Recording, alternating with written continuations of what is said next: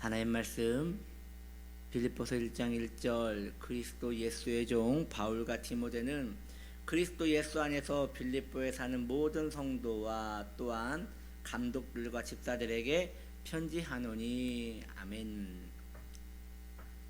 오늘은 빌립보서 배경 네 번째입니다.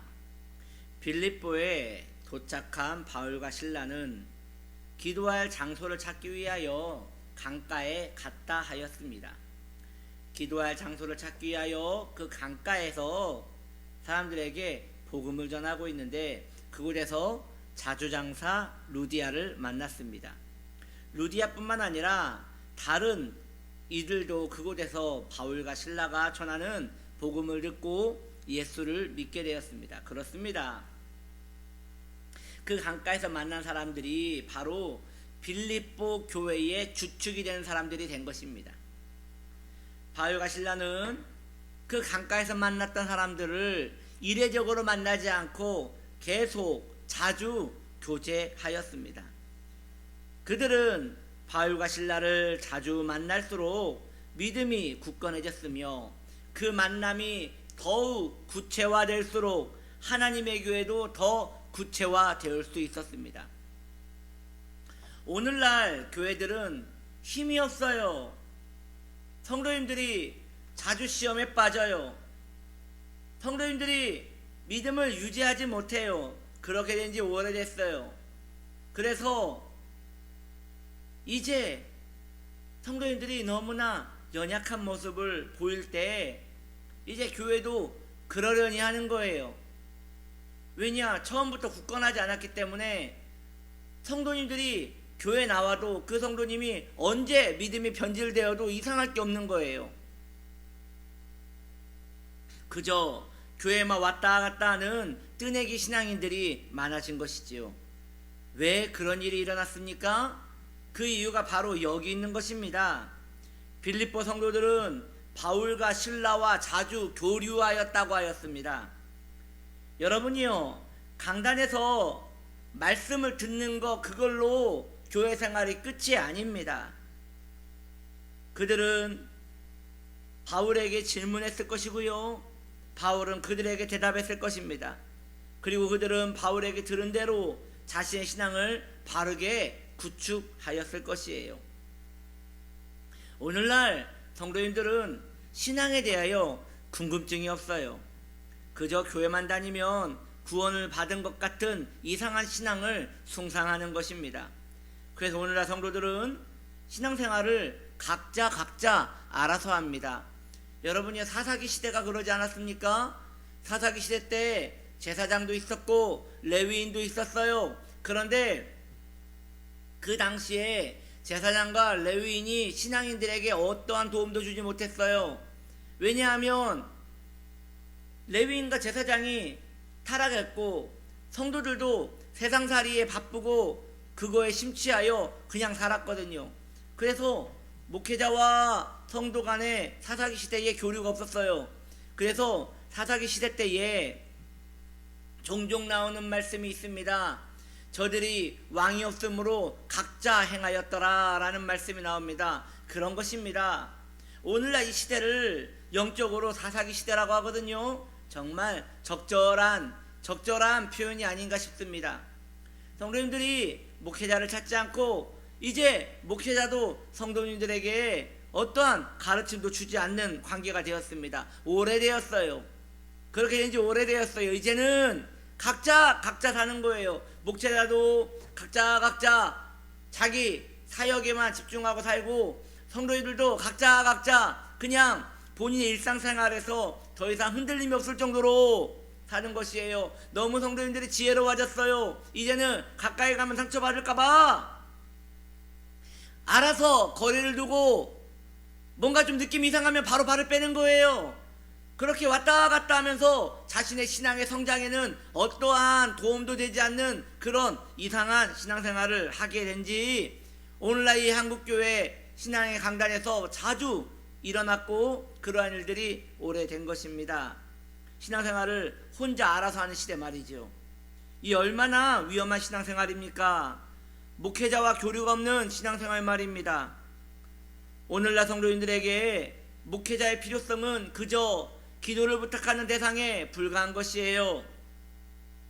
빌립보 성도와 같이 교류해야 하는데 교류하며 질문하고 궁금해하고 그것이 해소되고 그렇게 진리가 굳건하게 자리를 잡아가야 하거든요.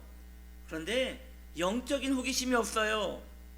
혹시 영적인 호기심이 있다 하더라도 그것에 대하여 질문하고 그것에 대하여 잘못된 것을 목회자가 이 부분은 교리적으로 맞지 않습니다라고 단정하게 그것을 잡아주더라도 그것에 대하여 마음을 쓰지 않아요. 그의 마음이 교만하여 자신의 지식을 사랑하게 된 것이에요. 그렇게 하나님의 성도는 아름다운 교회가 되어져야 하는데 그렇게 지금 못해지고 있는 것이에요. 왜냐?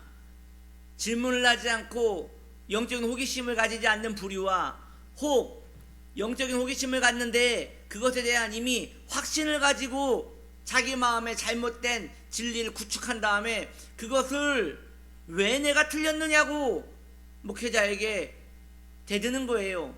대들 수 있어요. 그거 가지고 논쟁도 할 수 있어요. 그런데 본인을 바꿀 마음이 없이 본인이 믿는 지식을 진리로 숭상하며 그것에 구축을 하는 거예요. 왜 그런 줄 아십니까? 잘못된 목회자와 잘못된 거짓 교사들의 이상한 이야기들을 유튜브 같은 데서 실컷 들은 다음에 잘못된 걸로 구축을 딱 시켜서 그걸 가지고 맞서는 거예요. 이야기를 하는 거예요.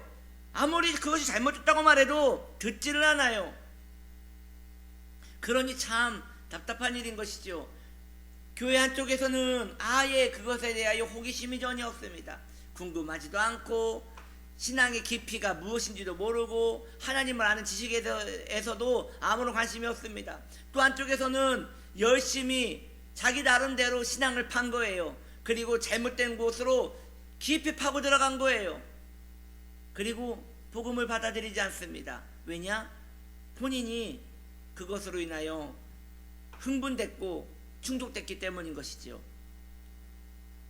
이렇게 성도는 자기 마음대로 건물을 지어가며 자기 마음대로 신앙생활을 하게 되므로 성도의 그 내면의 교회는 흉가가 되어져 가는 것입니다. 빌립보 성도들은 자신들의 신앙이 혹시 잘못된 것은 아닐까 하여 자주 바울 보기를 소망했습니다. 왜냐하면 그들의 가난한 마음은 겸손하였기 때문입니다. 여러분이요, 목회자와 자주 교류하십니까? 목회자에게 자주 신앙의 수정을 받으십니까? 혹시 그럴 필요를 아예 못 느끼고 계시지 않습니까? 본인도 알아요. 본인의 신앙이 지금 바른 신앙이 아니라는 걸 알아요. 그런데 그 신앙을 수정할 마음이 아예 없는 거예요.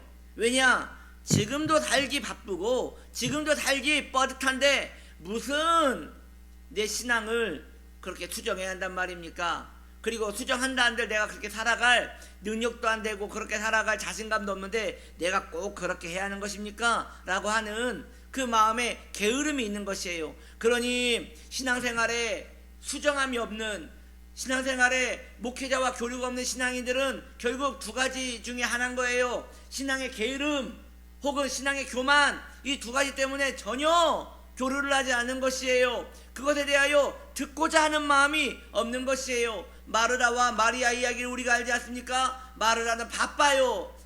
신앙의 수정을 받을 만한 여유조차도 없어요. 마리아는 예수 그리스도 앞에서 그 이야기를 듣고 자신의 신앙을 수정합니다. 자신의 진리를 수정합니다. 지금 내가 바르게 가고 있는지, 이것이 진리인가 생명인가 길인지 그것을 똑똑똑 두드리면서 그 길을 가기를 소망합니다. 그렇기 때문에 예수님은 마리아를 칭찬한 거예요. 왜냐? 열심도 중요하지만 열심보다 더 중요한 것은 헛된 열심이 아니라 바르게 가는 느린 걸음이 더 복된 것이기 때문입니다. 한 걸음 한 걸음 가더라도 거기에 마음을 정하는 것이 중요한 것입니다. 그렇게 여러분이요, 목회자와 교류가 전혀 없는 여러분이요, 신앙에 그렇게 자신이 있습니까? 아니면 아예 신앙에 자신이 없는 것입니까?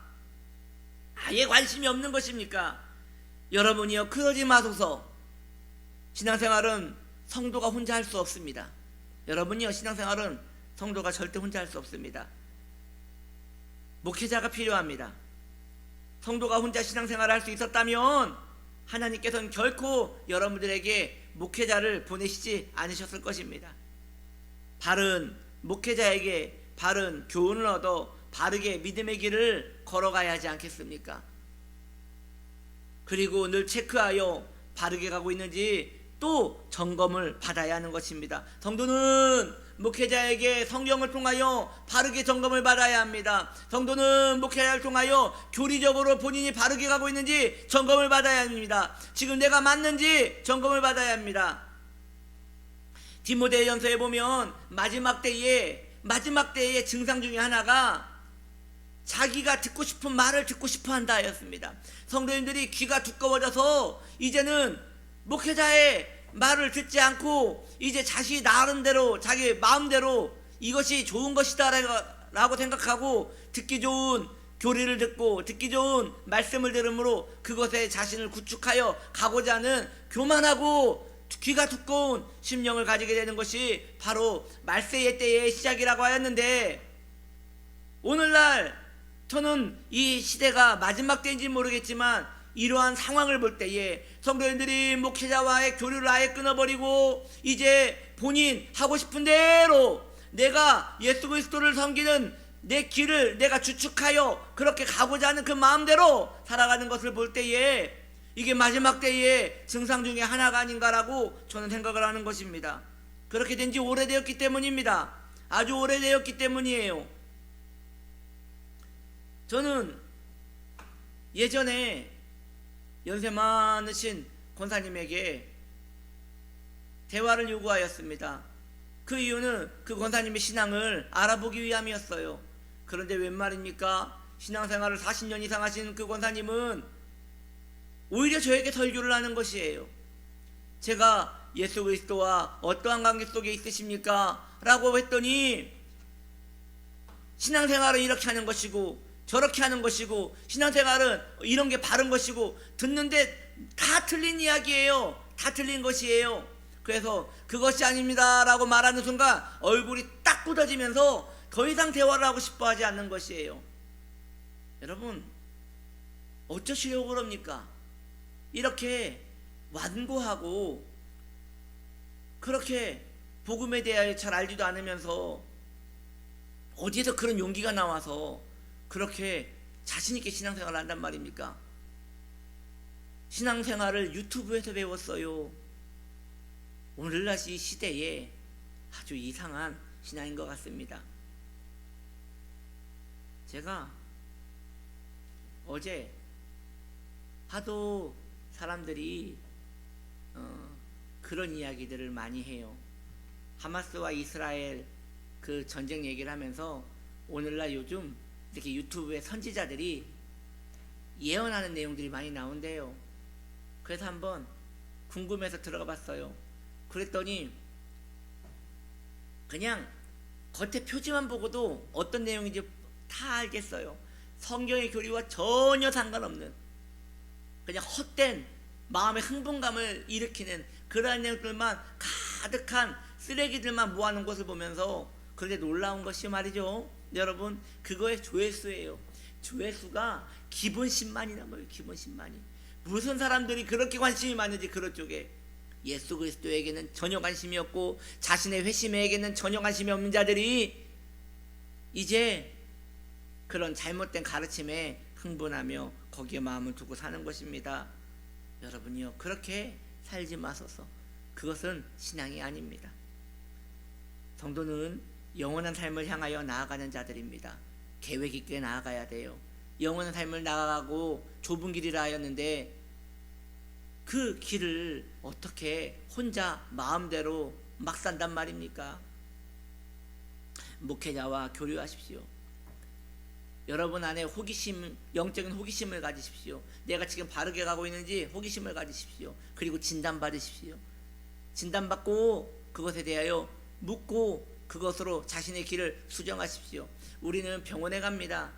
병원에 가면 의사 선생님들이 바빠요. 왜냐하면 뒤에 손님들 뒤에 그 선생님과 만나기 위하여 기다리고 있는 분들이 줄을 지어서 나래비로 서 있거든요.